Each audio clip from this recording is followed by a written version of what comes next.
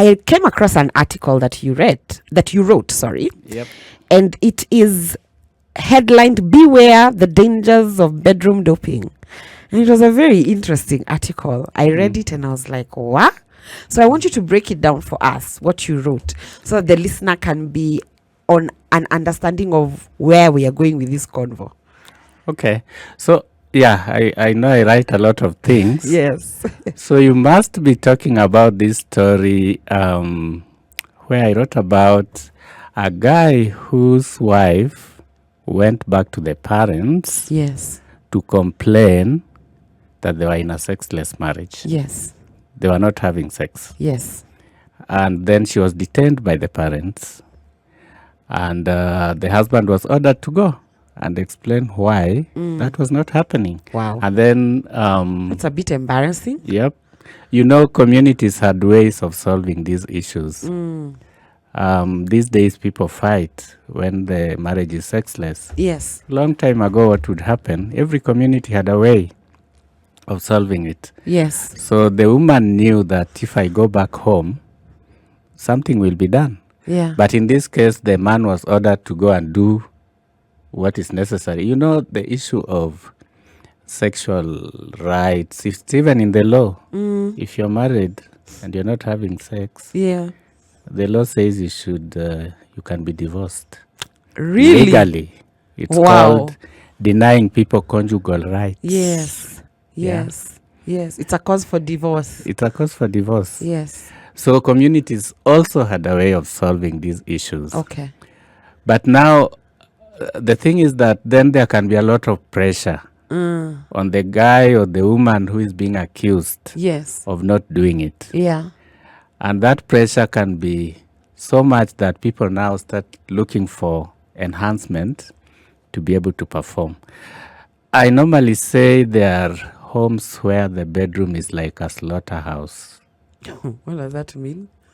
It means Chinjio. kichinjio.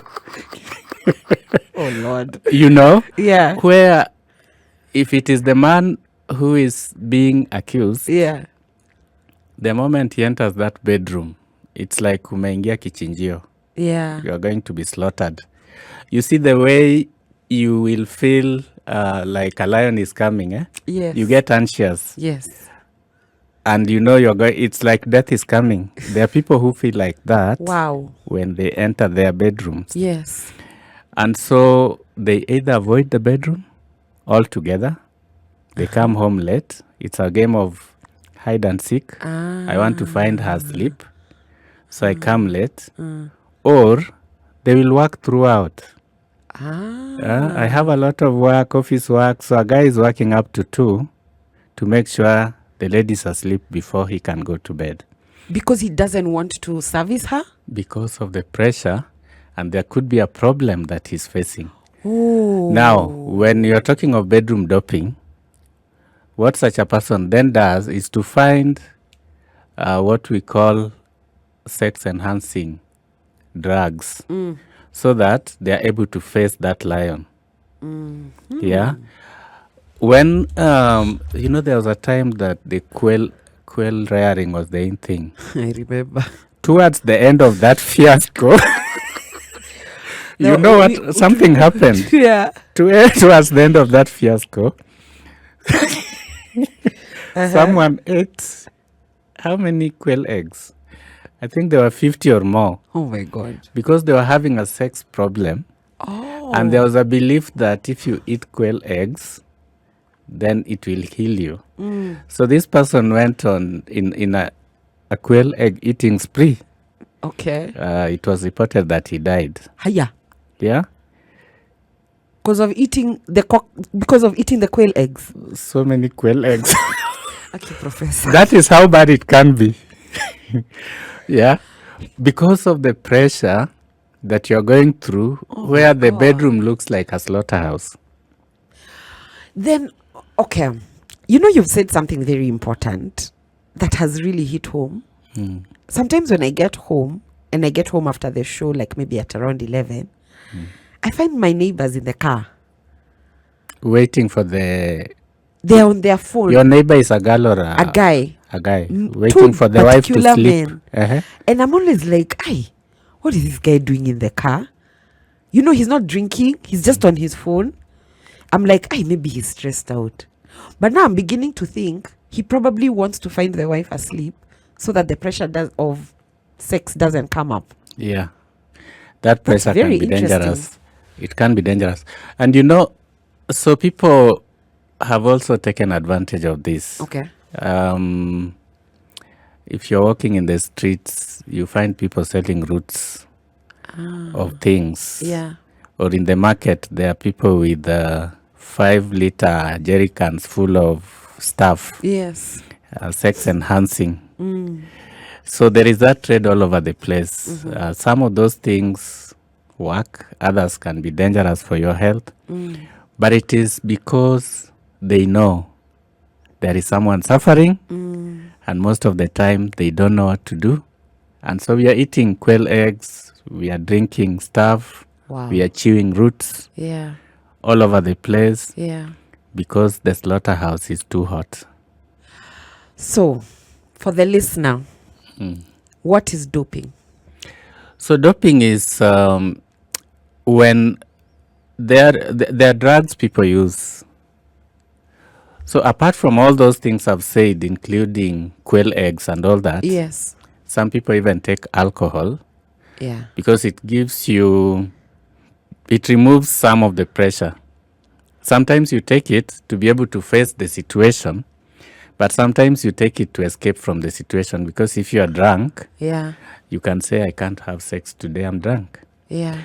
But there are many other chemicals people use to escape from that very hard situation where sex is scary. And this mostly, who is mostly the person who experiences this? Is it the man or the woman?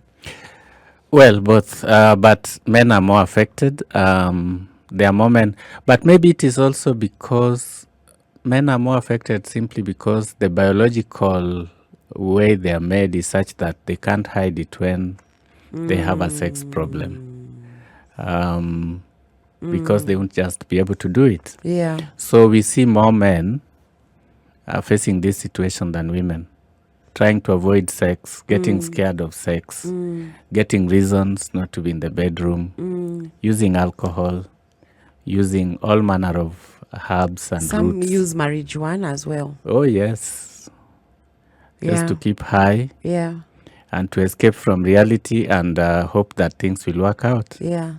Yeah. And the interesting thing is this, how often you as the doctor do you receive such cases? Do people really come out and talk? Many people don't know that these things can be treated in a hospital.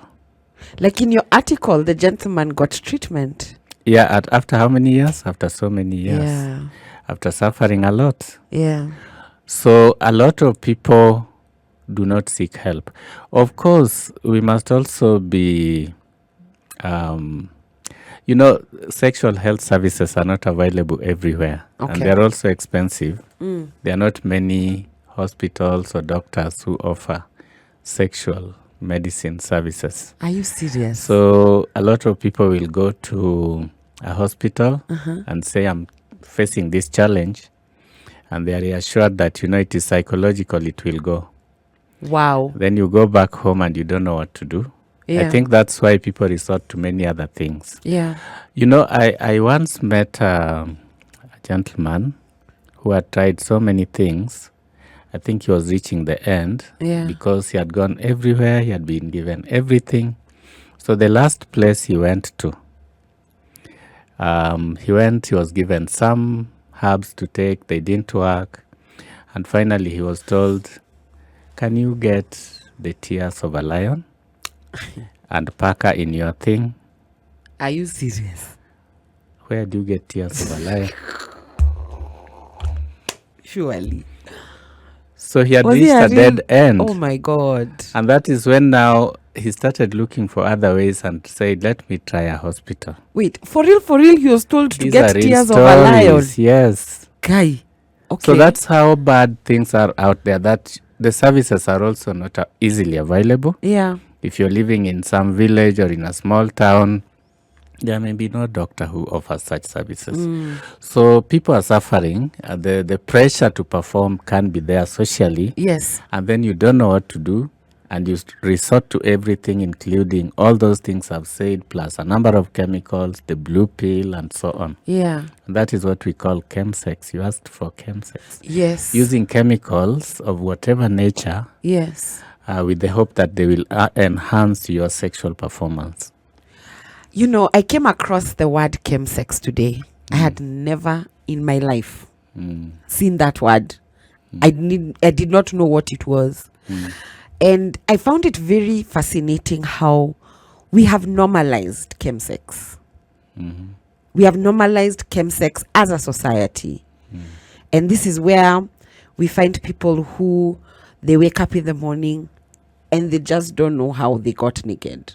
Yep. Because some of those things people use, which is very scary. Some are drugs which will take away your reasoning. Some will make you behave like an animal because you can no longer rationalize. Yes.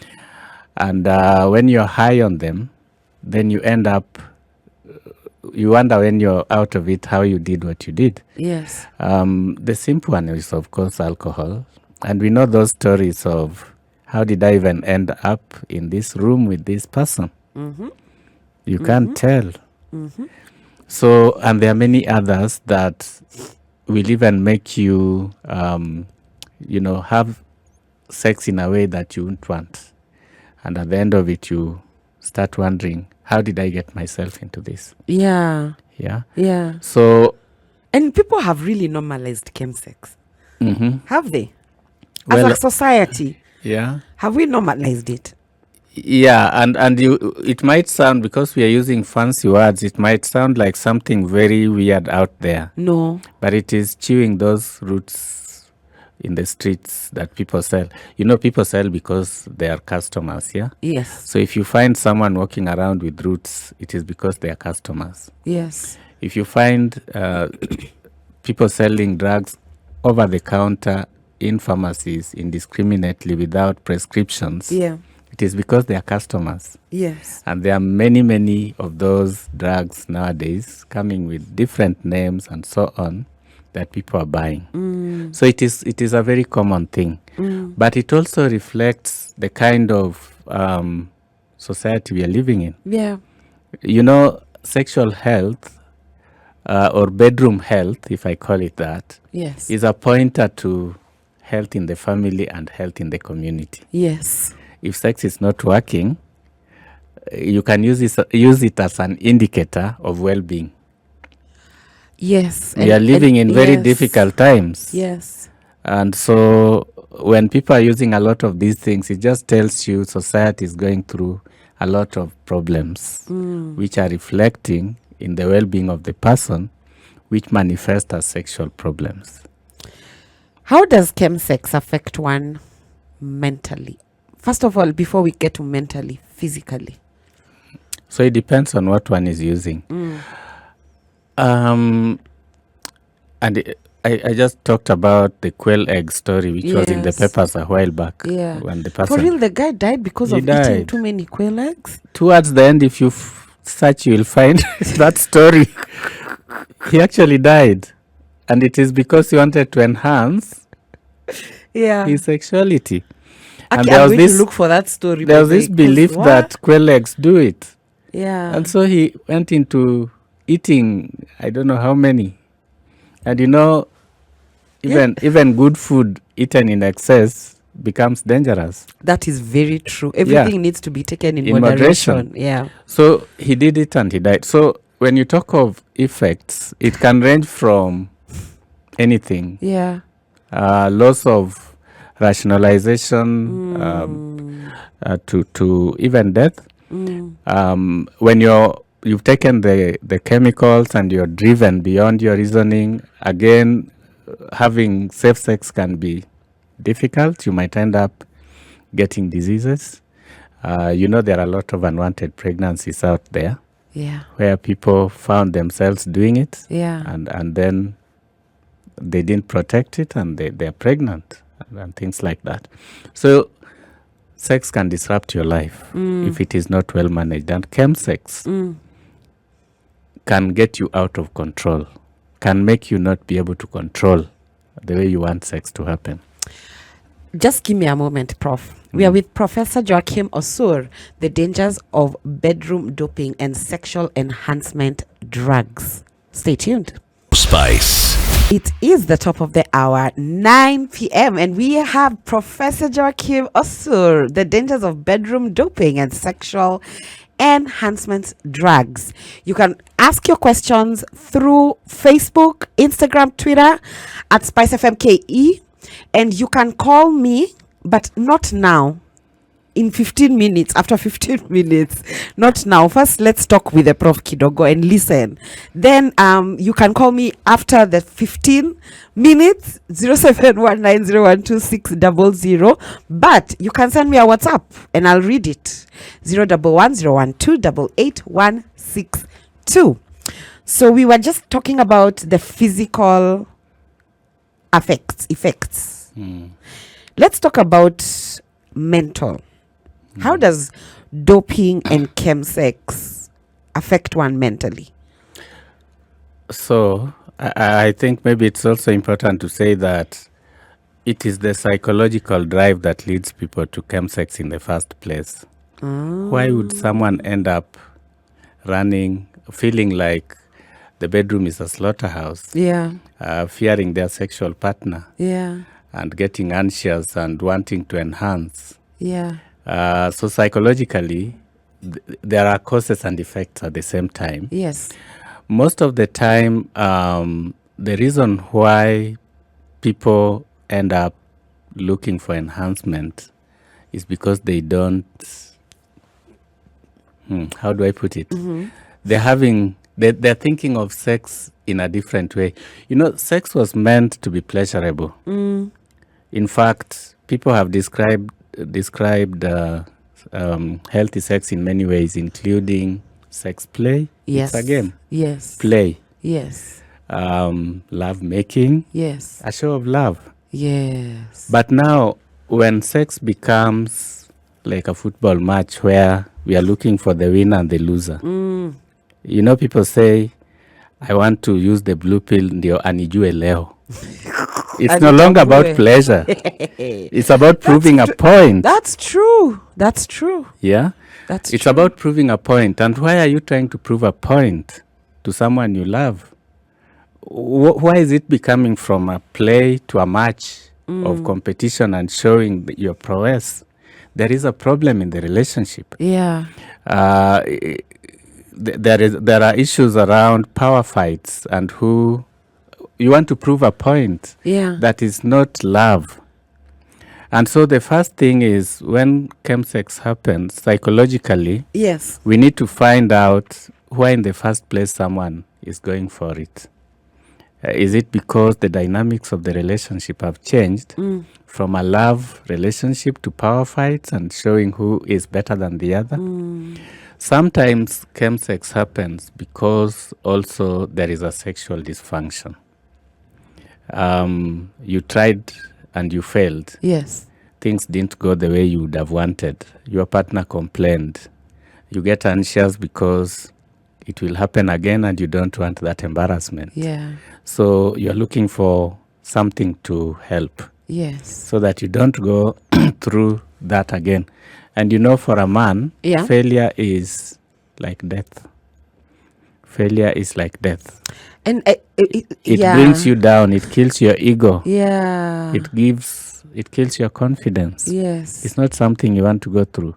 So if you failed once, you're better off using something to enhance. And that's a bit crazy because we forget that men, you know, their manhood always lies with their autonomy of performing in bed. That's what, you know, we have been conditioned to believe. Yeah, socialization, yeah. Yeah, that's what makes a man. Yep. socialization. But then again, if that's what makes a man, why are they afraid of seeking help? Are they embarrassed? But I think they ashamed? the first thing we need also to say is that a man is bigger than their sexuality. That's it. And if you're loving a man, you should love the person, including their sexuality. So we need to, in relationships, move at a higher level where sex is not the defining factor of how relationships will be. Of course, sex needs to happen. Yeah. It needs to be healthy and satisfying. But there are a lot of other things that make up a relationship. Yes. You can imagine if two people are just living to have sex. So are we saying that in your article, the woman was not justified to go home because the man was not giving her sex? Because it was a big deal for her. I know, and it can be a big deal if it's not happening. Yes. But we need to look at the bigger picture. If you love this person, maybe they are also a father of your children. Yes. Maybe they are your star. It could be the lady. Maybe they are your angel, the best thing you ever met. Yeah. Yeah. Yeah. They are bigger than the sex. And if you look at the bigger picture, even the sex problems can be solved. But when you reduce your relationship into how I perform sexually and how he performs sexually and how she performs sexually, I think then you get into problems. Because sex will always, there are seasons. There are seasons when it will not be okay. There are seasons when it will be okay. Yeah. So we need to look at the bigger picture and make the relationship bigger beyond just ability to have sex. Okay. Then somebody else will come and say, Prof, as far as I'm concerned, chem sex really enhances my performance in the bedroom. Is this true? Is it possible? That's okay. The only thing is that the rationality around it and the reasoning around it and whether it was really necessary in the first place, all those things must be put into account. And I know we are not here to judge people's values around sexuality, Yes. but sexuality needs to be healthy and enjoyable.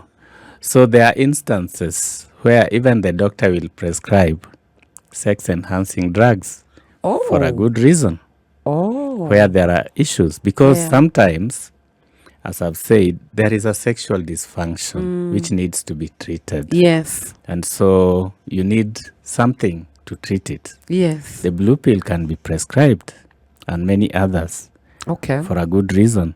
So there are instances on prescription with rational use where they are very necessary. So we shouldn't demonize them. Yes. But there is also irrational use. And I think that's what you're worried about. Yes. Yes. That's what I'm worried about, because more often than not, you'll experience a man or a woman saying, like I've had with the women a lot, they say, those who take marijuana, it enhances their experience in bed.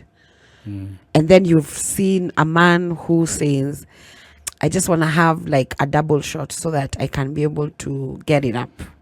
You're sounding like we are coming from an election season.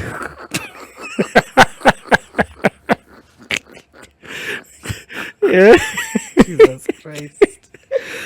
No, it's that's what some say. Am I lying? I've heard of that, and I know scientifically. And I've read a lot of articles that say, kwanza marijuana, it's harmless, and it's good it's good for enhancing the sexual experience. But marijuana is illegal and it has its own effects. So, but let's assume it was legal. Okay. Let's just assume your presidential candidate. I don't know, we were many of us who voted for him. My girlfriends called me and they said, hey, mtu wako, kumbe kuna wengine kama wewe. I'm like, yes. You're supposed to, nobody should know who you voted for.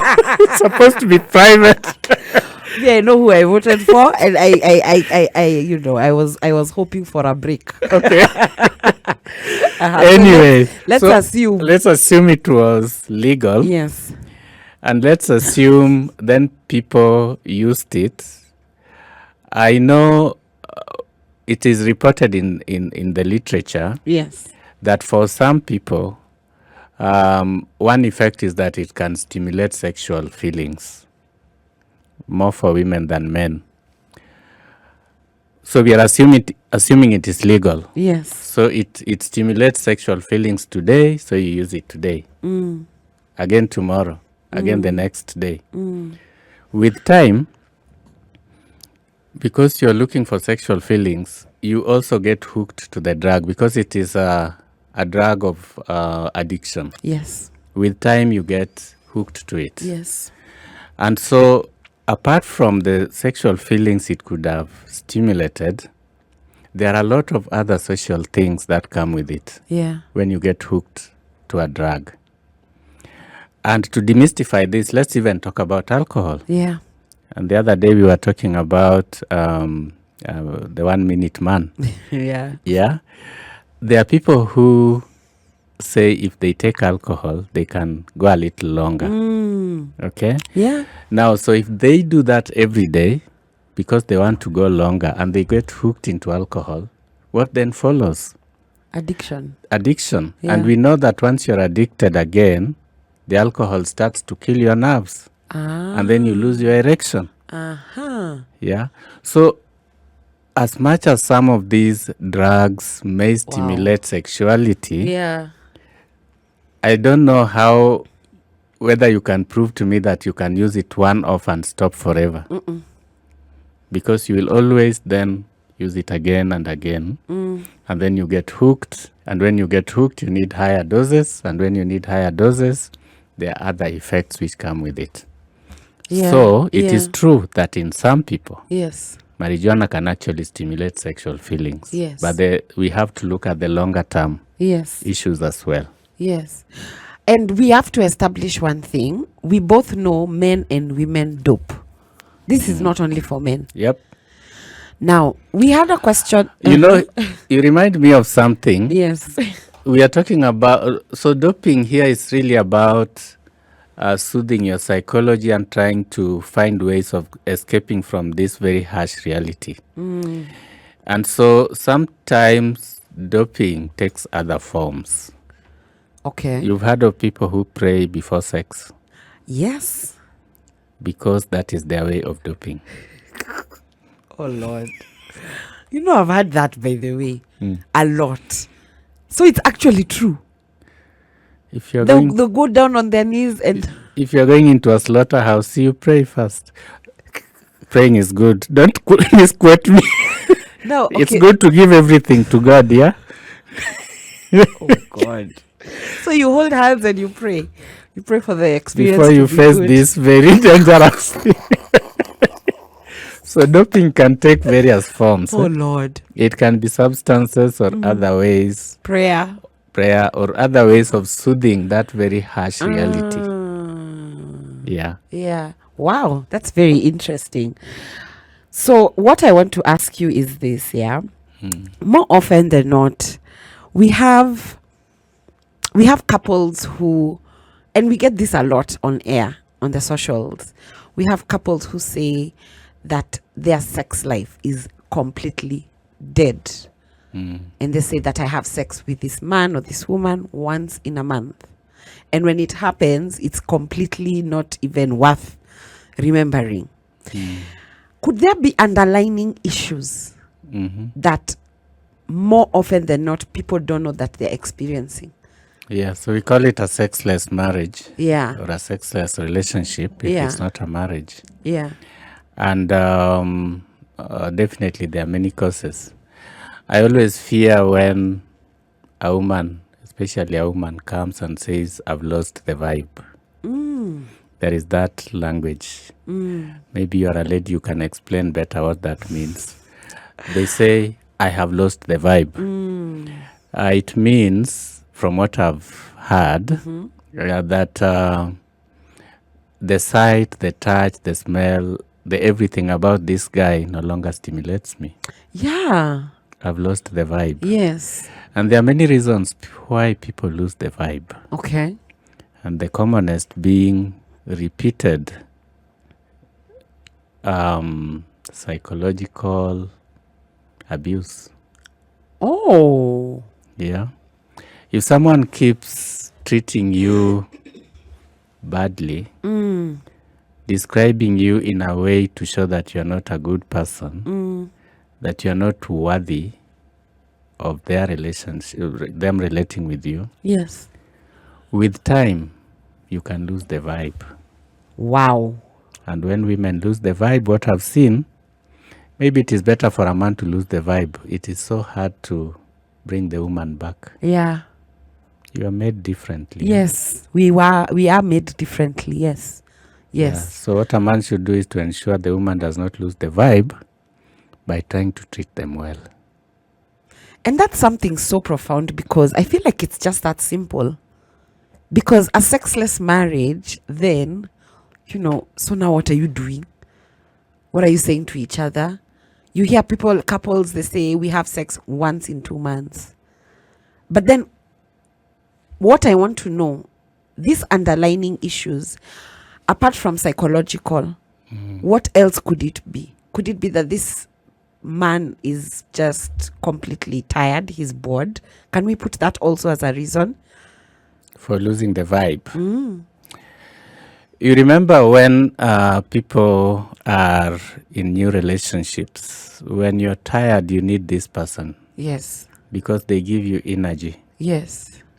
But when people have lost the vibe, the person takes away the energy. You're better off away from them. They no longer make you feel good. Yeah. So how you treat each other and consistently should be such that you make people feel they are valued. Yes. And that way, then they don't lose their vibe. Then that energy, by talking to them, they get the energy. And it is that makes sex happen after. Oh, wow. So I think we can boil it down to how we treat each other. But of course, there are other things. As I told you, when people have a sexual problem, it makes them not be able to perform. It causes anxiety. They start to fear. They can use chem sex and all those things. So again, seeking care. Despite the fact that getting care in itself in our setting is very difficult. Yes. But seeking care becomes important. One other thing that is very important, the way we are brought up, the way sex is described to us when we are children. Yeah. The way our private parts are described. Yes. It's like they are nasty, they are evil, they are dirty. Yeah. To the extent that some people grow up really internalizing those values. And when it comes to time for marriage and sex, then they are unable to do it. We get people from honeymoon on the second day coming to seek treatment because they just can't do it. For the first time, you are with a guy in the house and you are supposed to be naked. And all those things you've been told all along, how bad it is. You can't just reconcile and be able then to go naked and do anything. So there's a lot of unlearning. Unlearning to do. And nobody helps you to unlearn because it's bad from the time you are born until you're 22, 23, 24, 25, you're marrying, it is still bad. Yeah.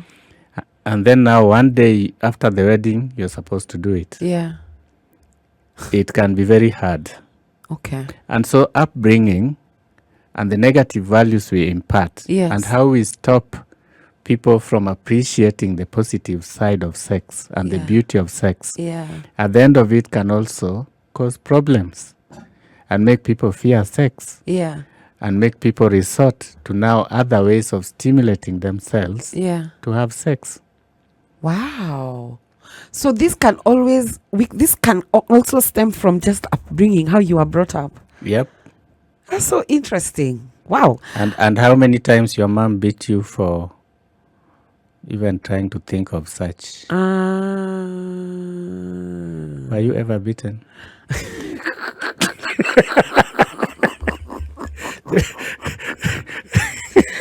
Let me tell you something, Professor. Yeah. I learned about sex towards my late 20s. Mm-hmm.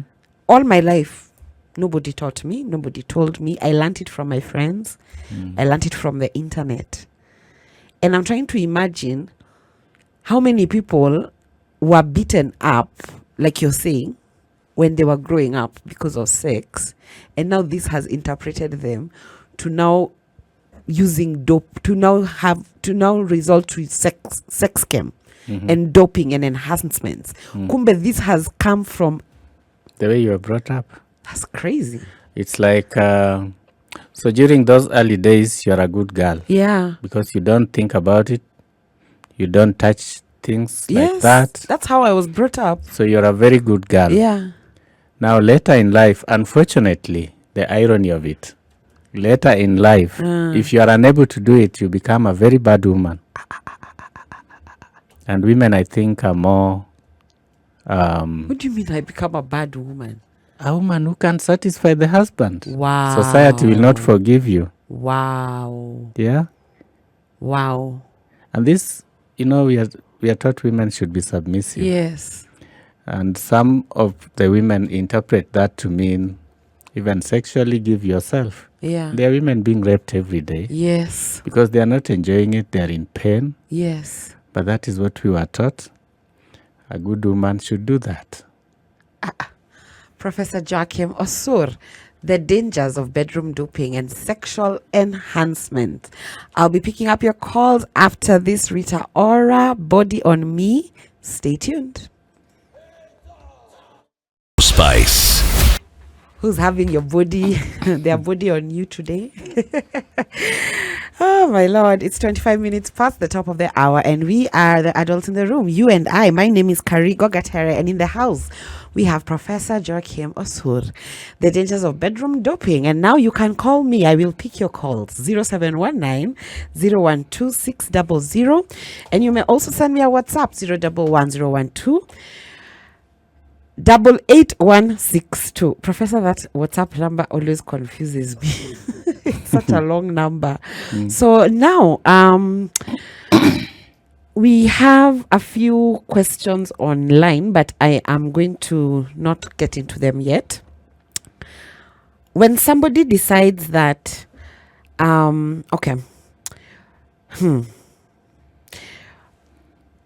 We've already established that there can be underlying issues, and we've said that probably, growing up, Upbringing, sexual dysfunction. Yes. There was between couples. Yes. So remember, it changed from a love play into a competitive match where you want to show people how prolific you are. Yeah. All those things, yes. Yeah. Dennis Morioki is saying there's this late 30s lady who really wants to be a mom, but she cannot endure penetration. It's too painful.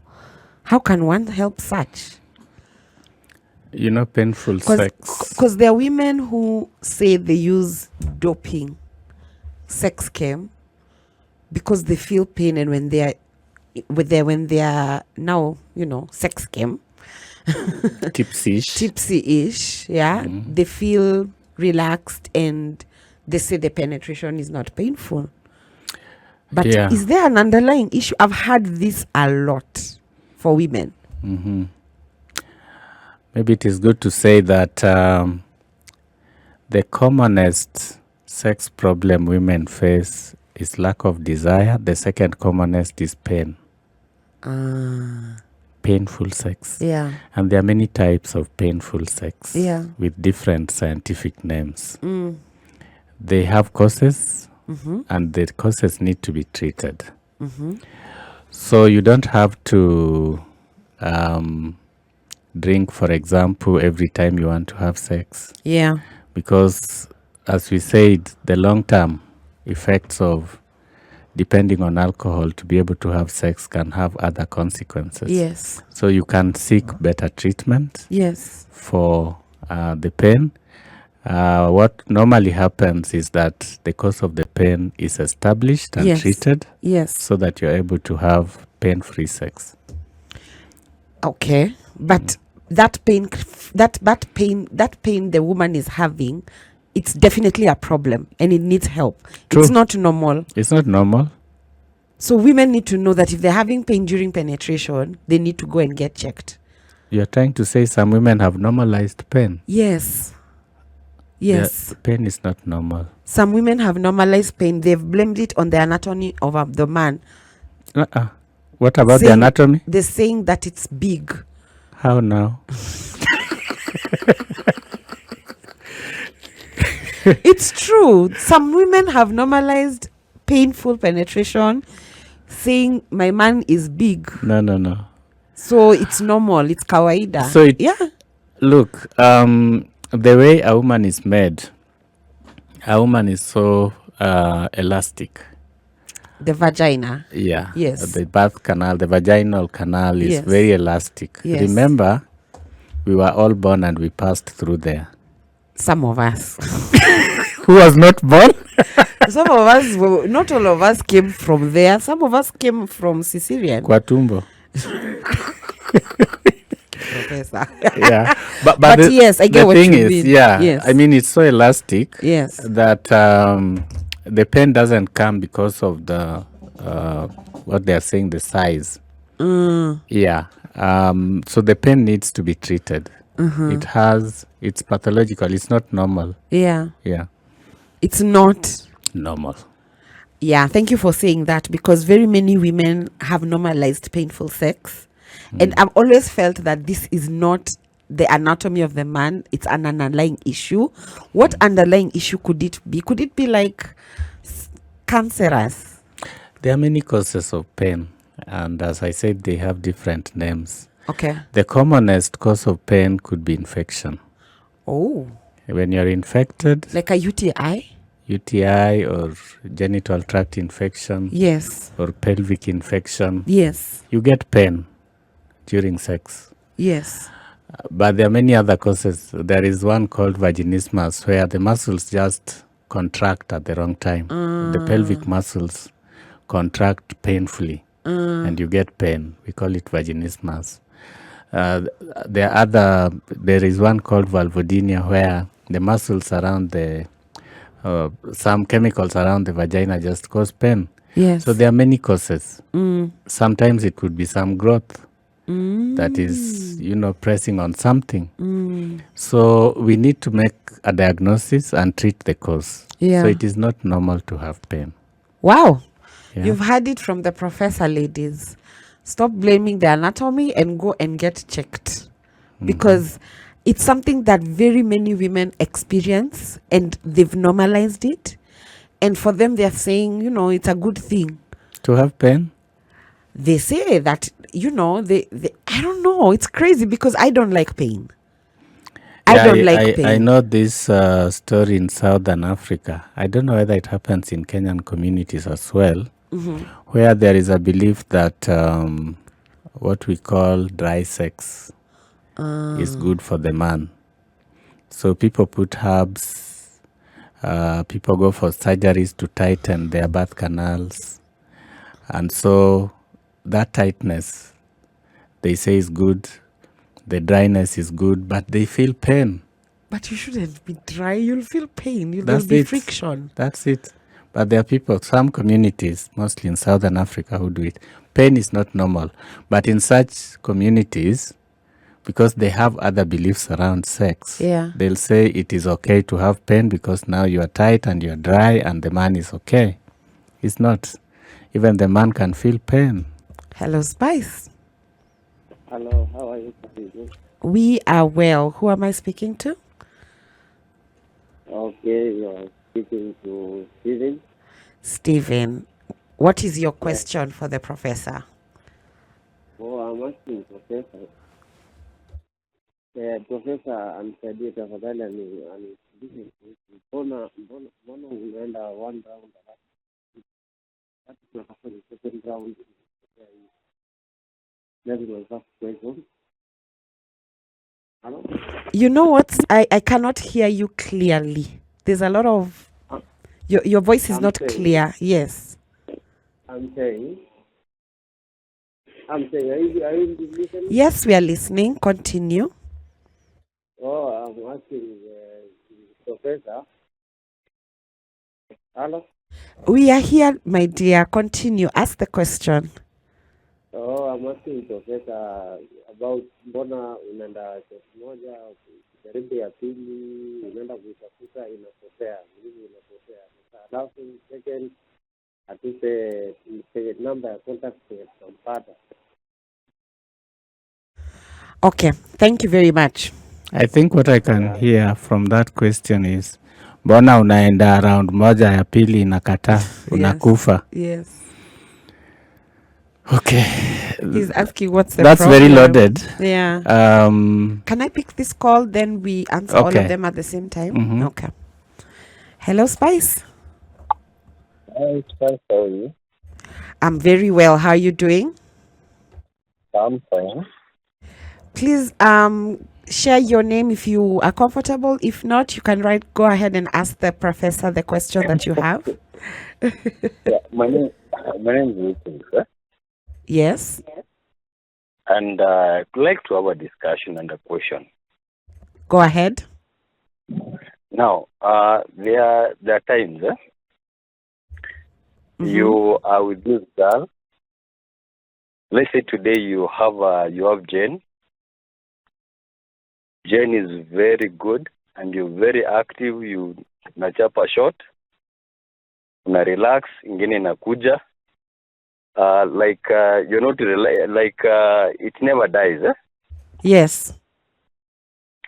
Then you have Josephine. Josephine, you play the game. The one that the bad one comes first, the one that you know, kanatoka haraka. The second one ikuji, like Abdallah Simami. Okay. So there are two girls. The first one, you're steady all through, like you can go 2 shots at a go. The other one, you go one, the next one unapembeleza. Okay. Stay tuned. Do you have another question? The last one, Yes. let's say there's this you love a girl who has a crush on you, like she's there for you, she wants you to be with her, she proposes even dates for you, like she wants you to lay her, but consciously, like there, and she gets disappointed, she pushes. What happens? Is it psychological that your mood and your feelings and your conscience is not for this woman? Then, lastly, okay, I feel like sometimes when you have a girl, like when you're underperforming, for example, you have your girl who is always nagging, fighting, complaining, everything has a question. Then all of a sudden things die. This is in a relationship, like you're in marriage. Then every time you're being accused of something, every day, every time there is something coming up, all of a sudden even sexual feelings die. Is this so? Is it medical? Is it psychological? What do you call that state? Like you live in a marriage environment, you have no sex with this woman because of her character, the way she behaves, the way she sees you. Is it a concern also with some other people, just a few people?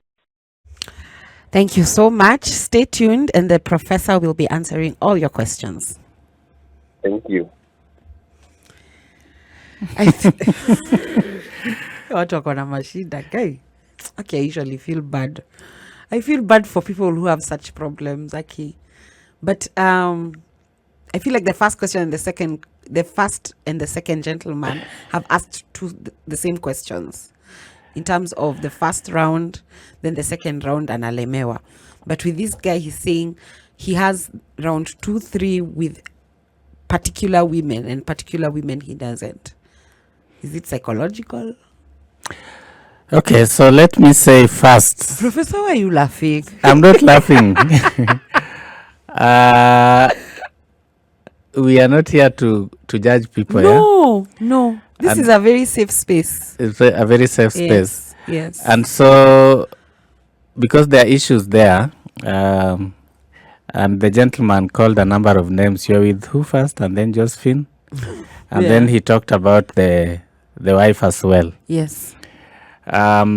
So it appears to me that there is one person in many relationships, and they are trying to compare how it works with this lady versus how it works with this lady versus how it works with the wife, and they are trying to judge.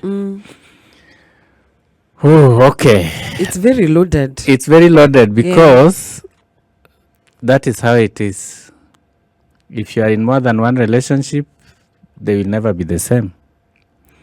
Sex will be working well with one and may not work well with the other. And it is very hard to balance it. Wow. Yeah. Harsh realities, eh? Those are harsh realities. And what we see mostly is men are it's very difficult for a man to be able to function the same way with more than one woman. So if they have 3 women or 4, they may function very differently with each.